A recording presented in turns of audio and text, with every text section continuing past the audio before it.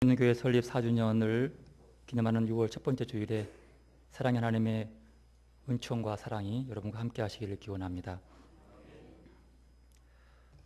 한 4, 5년 전이었을 겁니다. 제가 아는 신학대학 교수님께서 암 수술을 받고 항암 치료를 받고 계시는 고훈 목사님을 찾아 뵈었답니다.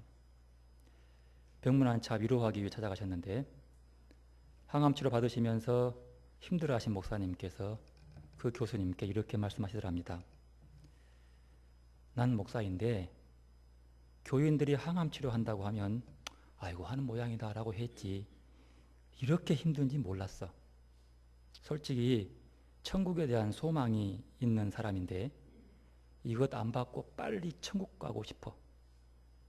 그런데 자기 생명 거두어 가시고 목사님 살려달라고 철야하면서 기도하는 교인들이 아니라면 나 이거 정말 안 받고 싶어 하시면서 그 투병 생활에 쓰신 시 한 편을 보여주더랍니다.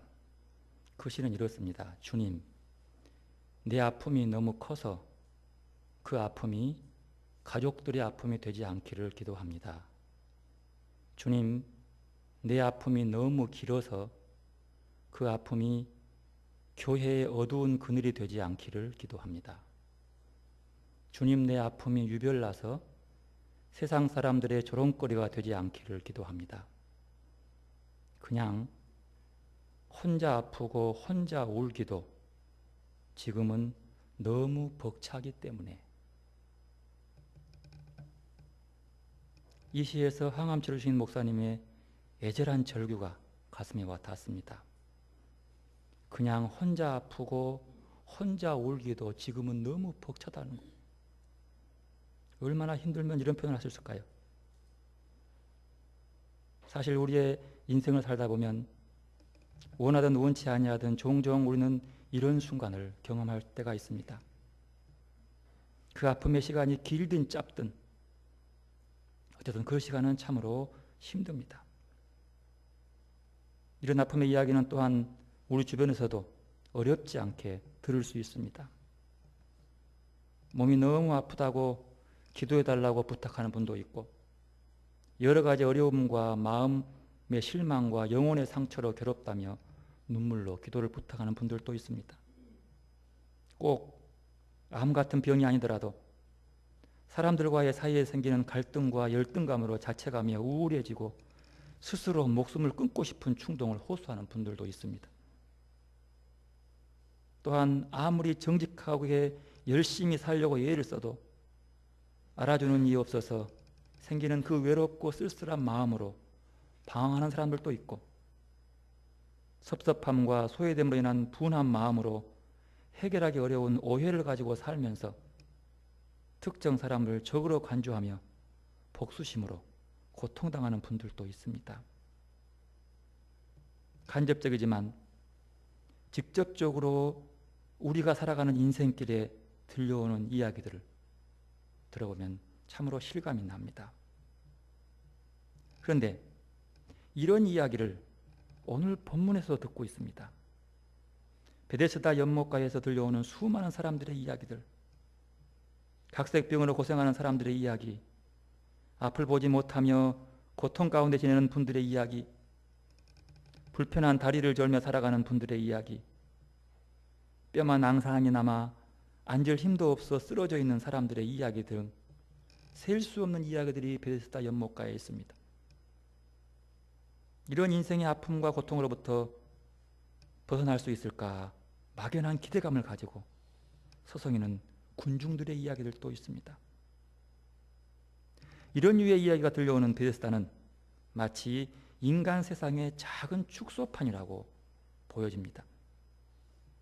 막연한 기다림에서 스성이다 지치고 슬픈 눈물로 가득한 인생들,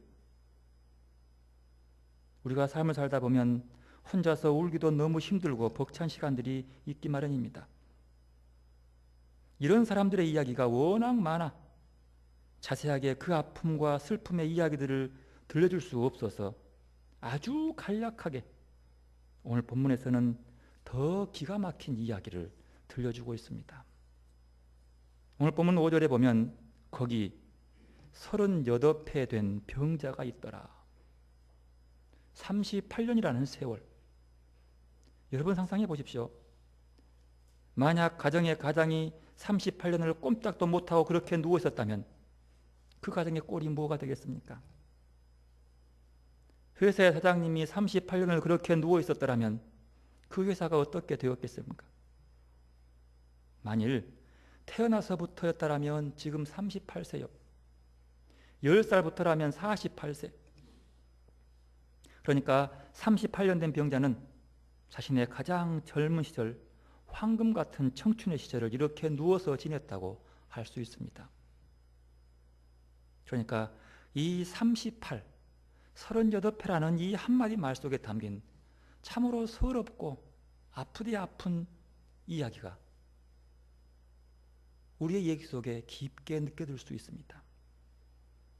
이 한 구절 속에 본인의 아픔과 절망이 얼마였으며 그 가족들의 고생은 얼마였겠습니까? 그 가족은 이 병자로 인해서 고생길이 너무 힘들어서 이제는 이 병자 곁을 떠난 것처럼 보입니다. 7절에 보면 주여 물이 움직일 때 나를 못에 넣어주는 사람이 없어라는 표현을 보면 넣어줄 사람이 가족이 없는 거예요. 이제 떠나갔다는 거예요.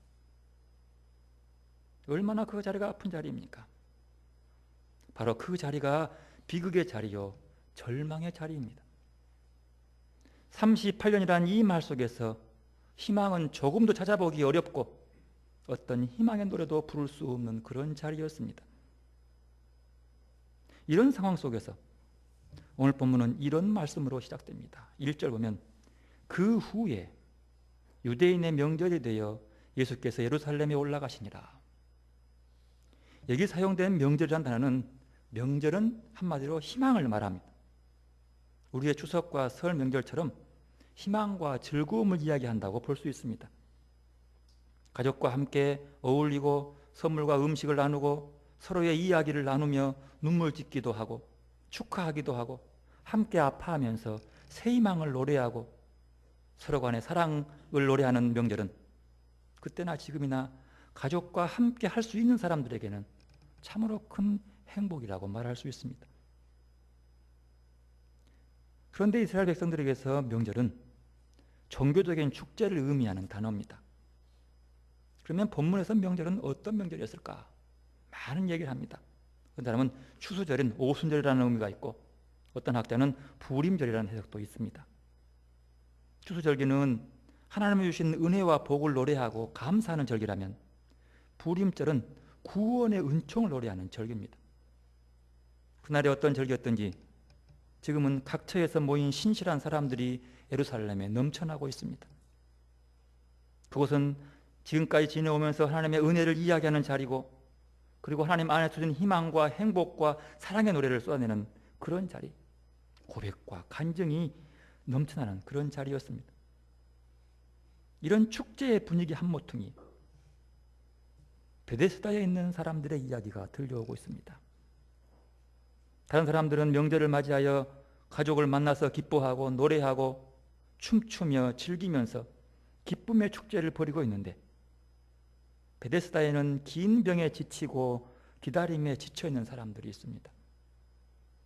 그 중에서도 38년이나 누워있어야 했던 사람의 이야기는 절망 그 자체로 와 닿았습니다.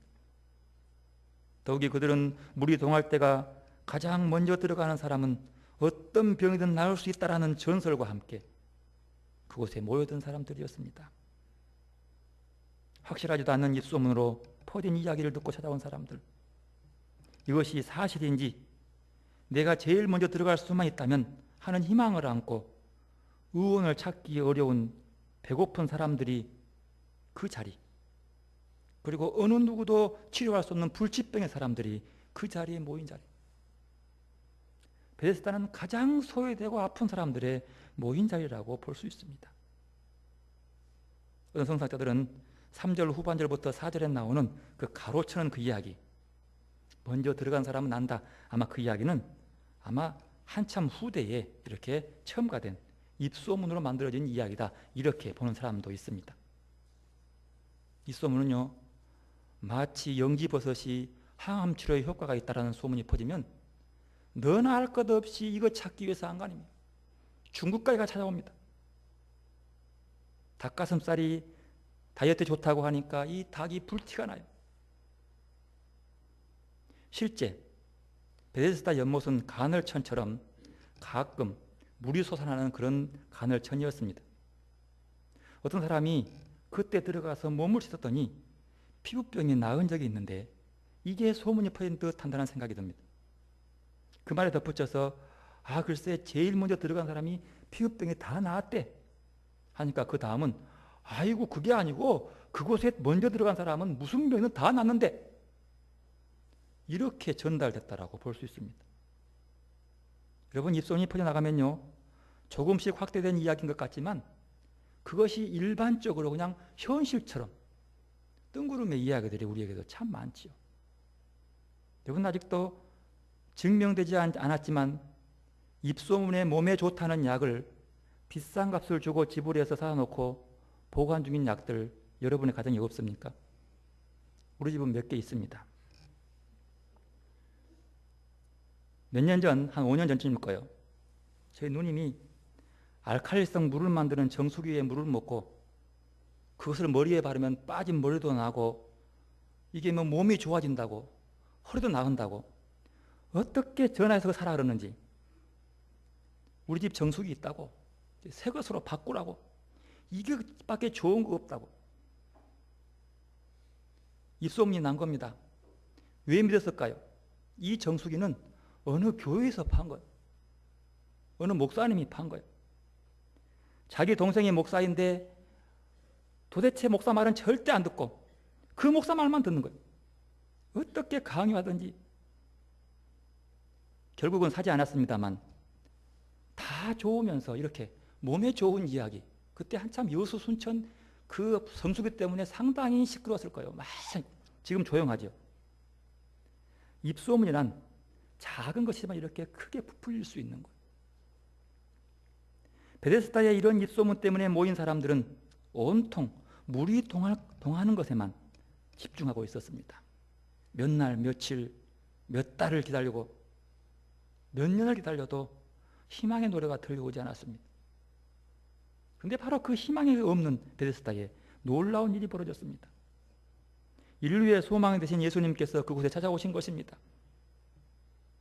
그러나 베데스다에 모인 사람들은 오직 물이 동하는 것에만 집중하느라고 생사화복을 주관하신 예수님께 눈길도 주지 않습니다. 죽은 자도 살리시는 능력의 주님이 병든 자들이 모인 곳에 찾아오셨는데 그곳엔 아직도 기쁨과 희망의 노래가 들려오지 않습니다. 그런데 6절 말씀은 절망할 수밖에 없는 자리에 희망이 시작되는 한 사실을 소개하고 있습니다. 6절 말씀 함께 읽습니다. 예수께서 그 누운 것을 보시고 병이 벌써 오래된 줄 아시고 이르시되 내가 낫고자 하느냐. 예수께서 그 누운 것을 보시고 보았다는 사실입니다. 주님은 그 병자의 아픔으로 얼룩진 현상들을 바라보신 것입니다. 주님은 우리의 고달프고 힘든 삶의 자리를 바라보십니다. 그리고 거기에 더욱 소망이 솟구치는 말씀이 있습니다. 보시고 그 다음에 병이 벌써 오랜 줄 뭐요? 아시고 가만 보고 그 사람의 사정을 아시고 주님은 그의 오랜 병고도 아셨고 그러므로 생각하는 그의 절망도 아셨고 그의 눈물과 한숨도 아셨다는 말씀입니다. 여러분 이보다 더 큰 희망이 어디 있습니까? 그런데 여기서는 더 나아가서 더 현실적인 희망이 옵니다. 이르시되 주님 말씀합니다. 그가 그곳에서 몇 년을 서성거렸는지 모르지만 절망할 것밖에 없던 땅에 주님이 오심으로 주님이 바라보심으로 주님이 알고 계심으로 주님이 말씀하심으로 희망의 노래가 시작되고 있음을 알 수 있습니다. 주님이 오심으로 우리는 희망이 시작됨을 알 수 있습니다. 주님이 오심으로 그들은 빛 가운데 거하게 되었음을 알 수 있습니다. 생명의 빛, 살림의 빛을 그들은 그곳에서 보게 된 겁니다. 그런데 문제는 주님이 오셨으나 주님이 가까이 계셨으나, 주님이 보고 계셨으나, 주님이 다 알고 있지만 문제는 그들은 주님을 바라보지 않았다는 데 문제가 있습니다. 물이 움직일 때에 먼저 들어가려고 이번에는 절대 놓치지 않을 것이라며 눈만 불하려고 했습니다. 희망의 근원이신 주님이 그곳에 찾아오셨으나 아무도 그분께 관심이 없습니다. 자기 문제에만 집중하는 그곳에는 주님은 아무 일도 하실 수 없습니다. 여러분, 신앙생활이 무엇입니까? 믿음은요, 하나님을 바라보는 것, 주님의 말씀에 순종하며 그분의 처분을 기다리는 것이 믿음입니다. 베데스다, 슬픔과 절망이 서린 그곳에서 가장 필요한 것이 있다면 물이 동하는 것보다, 남보다 빨리 달려가는 것보다 주님을 바라보는 것이 더 중요한 거였습니다. 물이 동하기를 주목하는 것이 아니라 주님께 주목하는 것이 그들에게는 가장 필요한 것이었습니다. 바로 이러한 그때에 주님이 이렇게 묻습니다. 네가 낫고자 하느냐?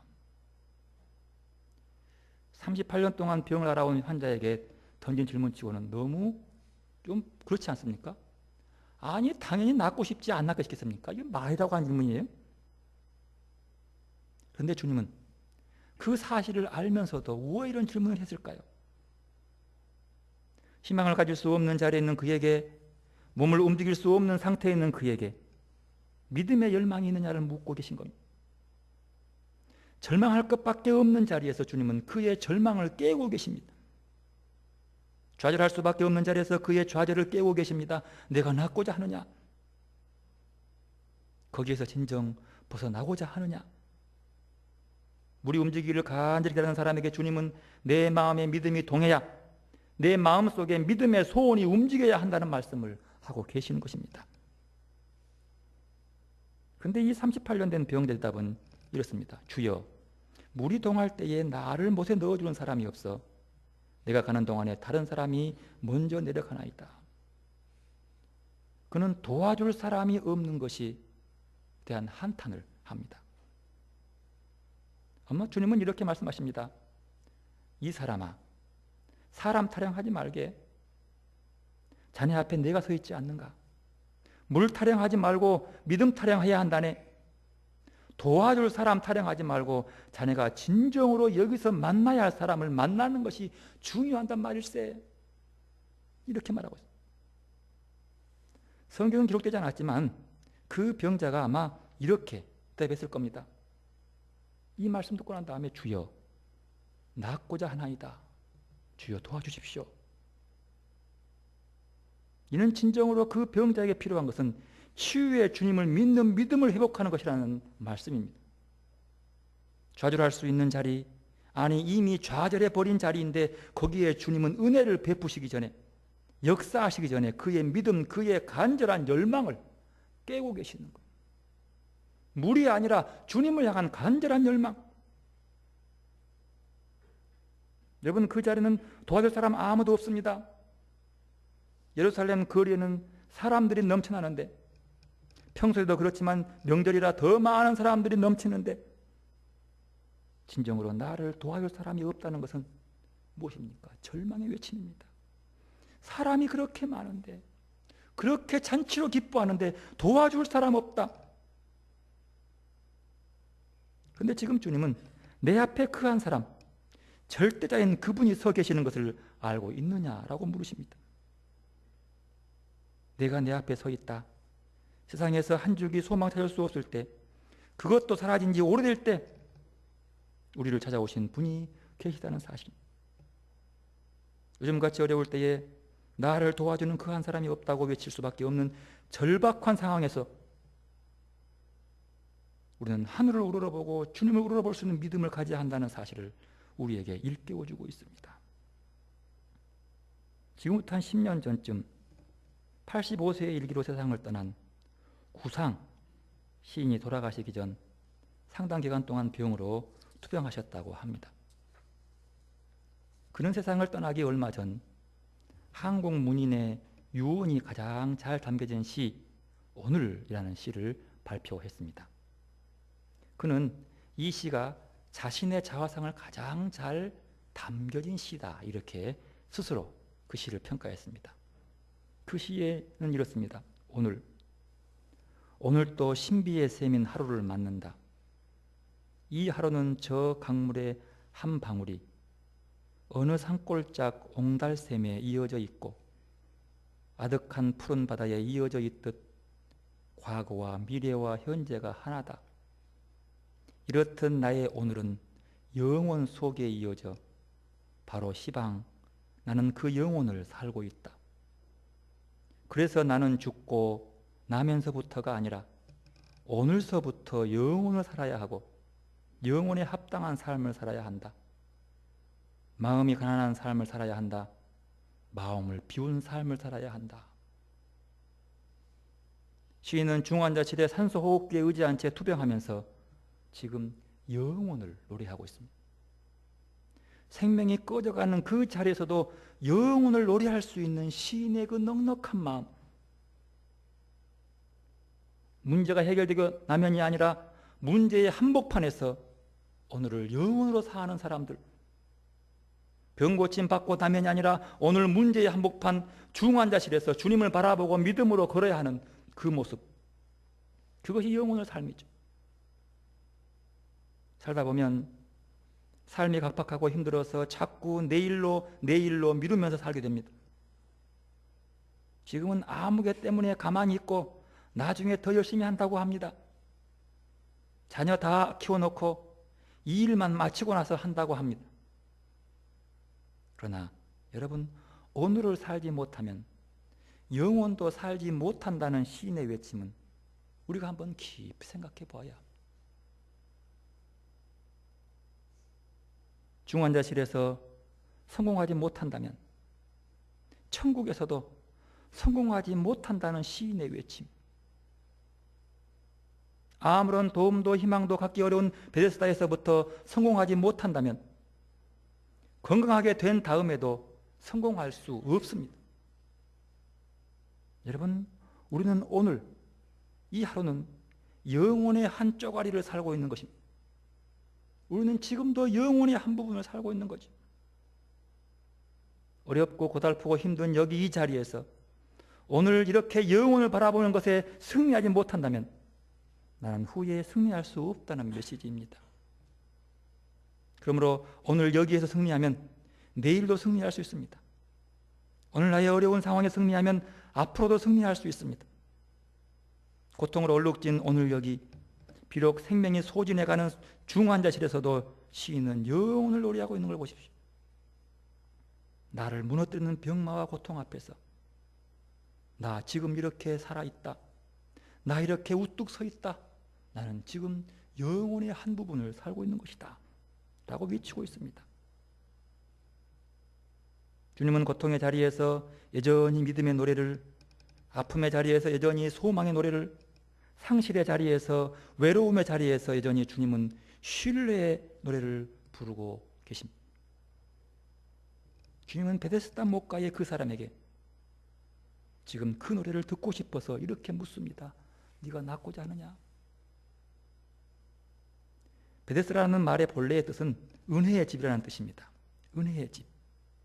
어렵고 힘들지만 그들은 지금 은혜의 자리에 서 있습니다.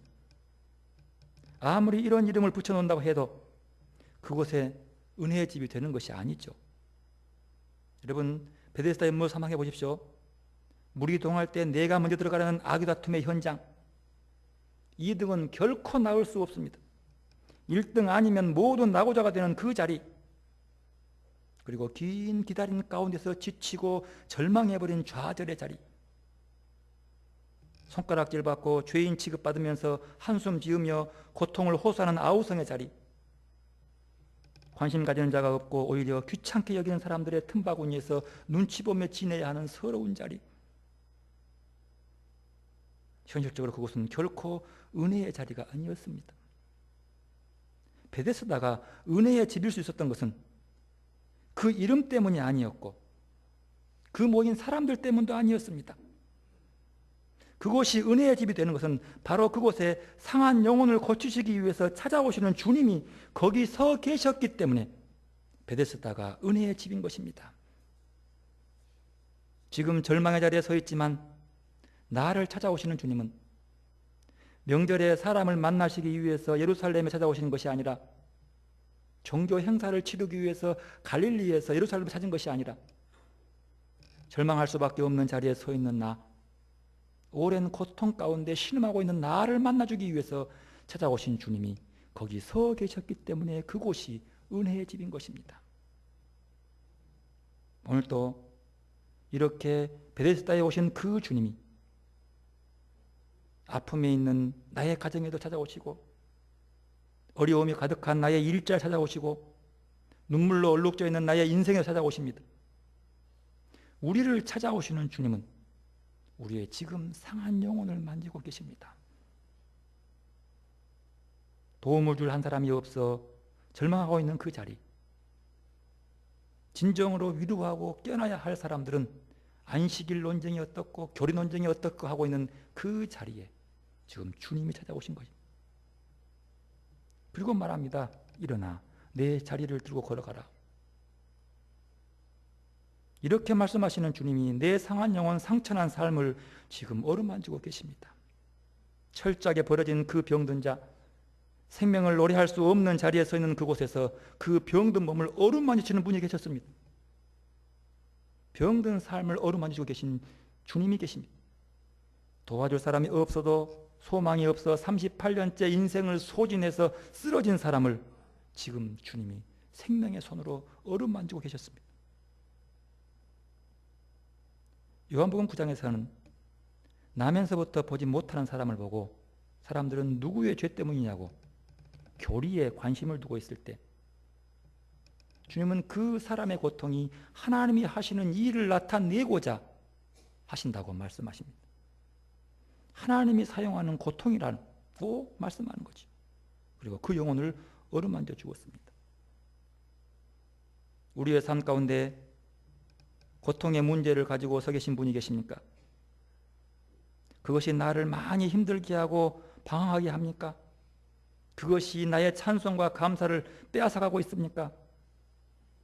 그러나 바로 그것이 하나님이 사용하시는 고난이라고, 하나님이 사용하신 일이고, 하나님이 사용하신 인생, 하나님이 사용하시는 절망이라고 알면 바로 그 베데스다도, 중환자실에서도, 답답함으로 얼룩져 있는 오늘의 삶의 자리에서도 우리는 영혼을 노래할 수 있을 것입니다.